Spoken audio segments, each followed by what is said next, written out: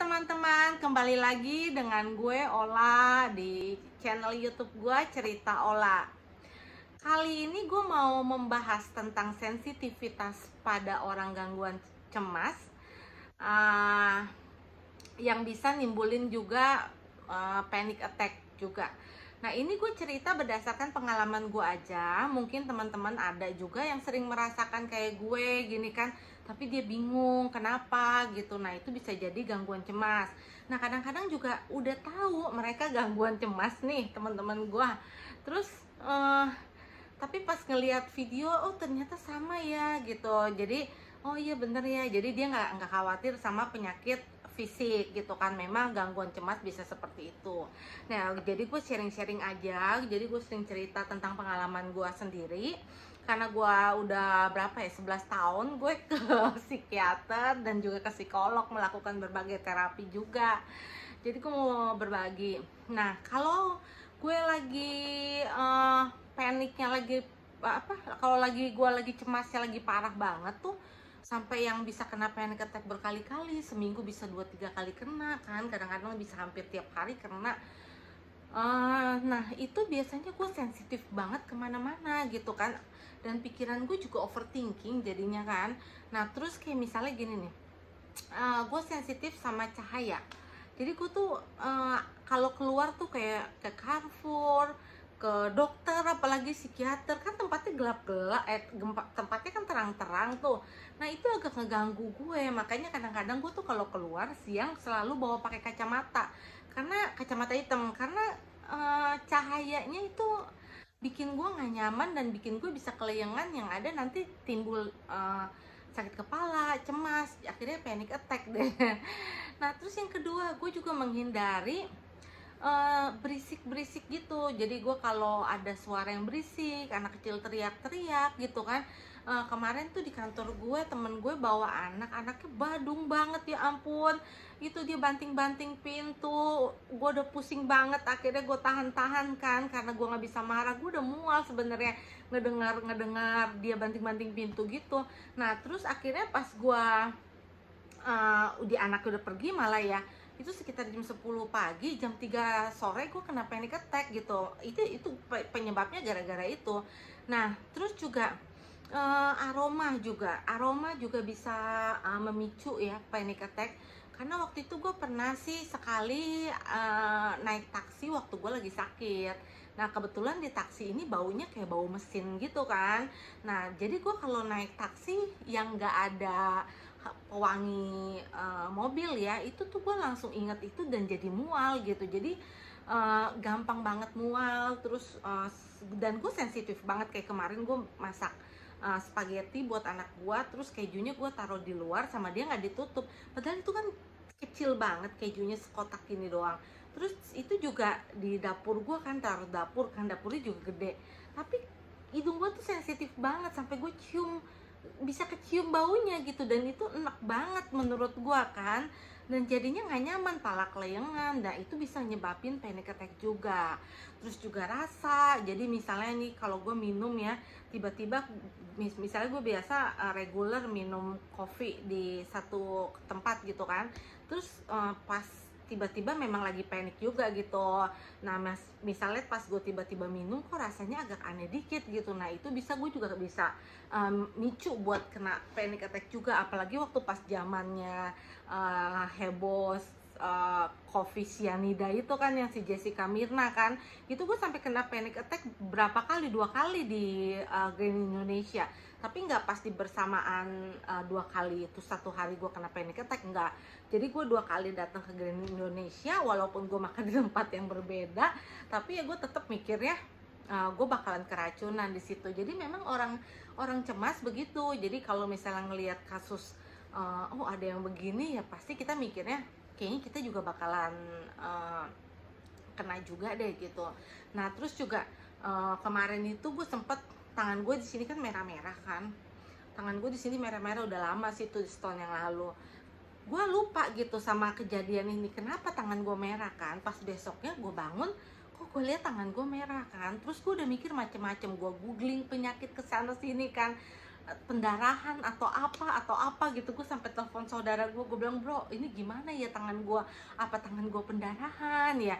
Nah terus gue cerita sama dia, akhirnya gue baru ingat kalau gue tuh kemarin mindahin pot gede banget, udah ada tanahnya juga, pohonnya juga, jadi gue pindahin sendirian. Mungkin ini tangan gue kena pot. Nah jadi kalau misalnya kadang-kadang ya kita tuh cemas, kalau misalnya kita tahu penyebabnya ya udah gitu kan, cuma ya udah hilang gitu. Cuma ya memang gangguan cemas itu seperti itu, apa juga dicemasin.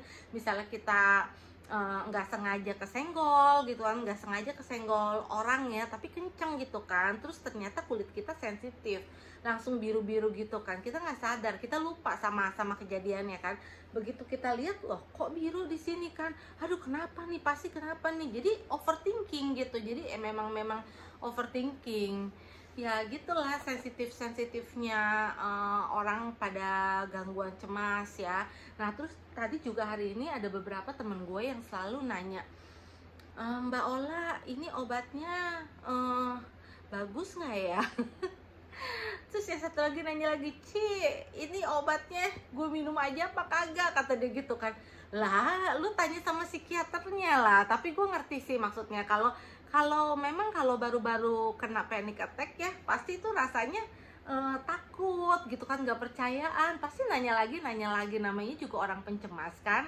Nah ya gue sih makanya gue pikir, kalau gue sih masih gue ladenin kalau kalian nanya obat atau nanya tentang psikiater. Tapi kalau curhat sih jujur aja gue kagak mau dah, soalnya pusing, soalnya gue orangnya tipe yang kebawa gitu, yang bisa kebawa. Kalau cuma cerita tentang sharing gimana mau berobat kemana, terus mau nanya obat kira-kira sama apa enggak sama gua, terus masalah pengobatan berapa lama waktunya, mau nanya-nanya ya sekitar itu nggak apa-apa. Tapi kalau misalnya curhat, jujur aja gue nggak menerima curhat. Pusing gue kalau dicurhatin orang, soalnya gue juga masih ke psikiater, gue masih ke psikolog kan. Aduh yang ada gue kagak kelar-kelar nanti penyakit gue jadi pasien abadi di psikiater sama psikolog ya. Terus kalau misalnya jadi nih sama temen gue yang 2 orang itu ya, yang satu itu dia udah ke psikiater beberapa kali tapi obatnya kagak diminum-minum sama dia. Gue pusing deh, dia sampai ke psikiater 2 kali. Gue bilang, lu kalau misalnya ke psikiater 2 kali tapi obatnya nggak diminum buat apa kan, ya nggak sembuh-sembuh lah. Tapi ngeluhnya susah tidur terus katanya. Ya ampun, itu kalau kalian memang mengalami gangguan cemas ataupun depresi, udah diresepin obat sama si dokter, diminum aja rutin. Nah obat itu nggak bisa kalian bilang cocok nggak cocok hanya dalam 1 hari, kecuali sampai alergi ya, misalnya bengkak mukanya sampai mau muntah, heboh atau gimana, itu boleh konsultasikan langsung ke dokter. Tapi kalau mau ngerasa efeknya ke kita, nggak bisa cuma 1 hari kita bilang oh ini obatnya bagus, oh ini obatnya jelek, nggak bisa, mesti 2 minggu gitu kan. 2 minggu dulu lihat, terus nanti baru konsultasikan lagi ke dokternya. Nah yang satu lagi nanyain obat, obatnya bagus nggak. Jadi kadang gini loh sis, mas, kadang ya walaupun kita penyakitnya sama nih, gangguan cemas, tapi belum tentu obatnya sama. Meskipun kita satu psikiater pun belum tentu obatnya sama, apalagi kita beda psikiater. Nah waktu diwawancara sama psikiater, mungkin psikiater nemuin misalnya, kok saya cemas dikasih obat depresi, mungkin ada gejala depresinya, tapi antidepresan juga bisa untuk mengobati gangguan cemas. Nah kalau misalnya kok ada antipsikotik ya, bisa aja itu untuk gangguan tidurnya. Makanya awalnya gimana tuh waktu pertama kali di interview sama psikiater, ya bawel aja sama psikiater, dok kenapa dikasih obat ini buat apa, ini buat apa gitu, bawel aja gitu kan. Nah terus apa yang lu mau ceritain, lu rasakan, lu pikirkan, atau bahkan nih ya cara lu memandang orang lain yang gak lu kenal, yang lu kenal, itu juga lu kasih tahu ke psikiater, karena itu bisa membantu psikiater mengenali lu gitu. Jadi ya mungkin aja gitu kan, memang kepribadiannya yang gimana gitu kan. Jadi gitu, jadi bawel aja ke psikiater nggak apa-apa. Terus kalau misalnya obat dikasih minum, suruh minum, terus jangan tiba-tiba kalau udah ngerasa enak, ah udahlah berhenti gitu. Jangan, tetap lo harus ke dokternya ya, nanya dulu apakah bisa. Takutnya nanti kalau tiba-tiba putus obat, pas lu kambuh lagi nanti juga lebih repot lagi gitu. Ya udah segitu aja deh hari ini. Semoga bermanfaat. Bye bye.